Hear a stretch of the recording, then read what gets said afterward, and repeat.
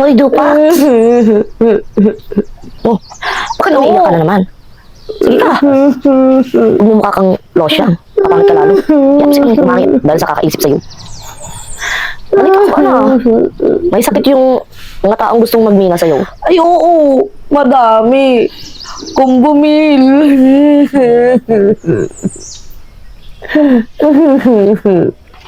Teka, ano din yun? Ano fever? Ano pa ba? Kapag may ginto, nilalagnat sila. Kapag may kalikasan, sinisipon sila. Classic. May amnesia pa yan, no? Oo. Environmental amnesia. Nakalimutan nilang may tubig ako. Pagkain, nagbibigay ng kita sa kanila. Kita pa ba nila ang epekto? Aba, hindi nga nila nakikita kasi nga may sakit silang permit blindness. Narinig ba nila ang reklamo ng Hindi nila tao? naririnig. Kasi may selective hearing lang sila. Kasi kapag yung mga tao naghihinaing sa kanila, nakikiusap sa kanila, nakamute sila.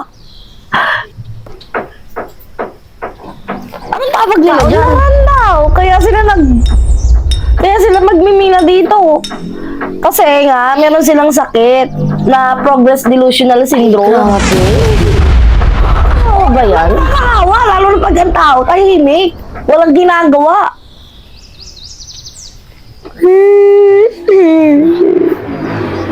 Naku, kailangan ng mga yan ng reseta.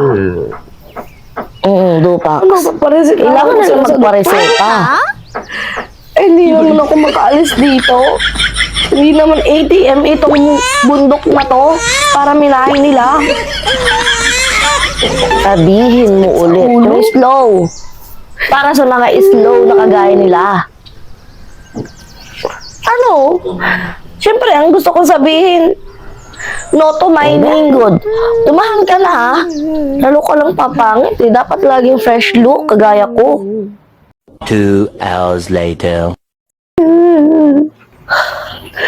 Hindi lahat ng bundok ay dapat minahin. Ano ka ba, Dupax?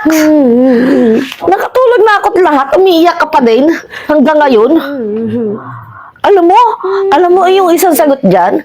Pajombag mo na lang sa kaibigan nating kapre. Para wala ka nang iniiyak-iyak dyan. Nakaka-stress ka na eh. Makaalis ka nga.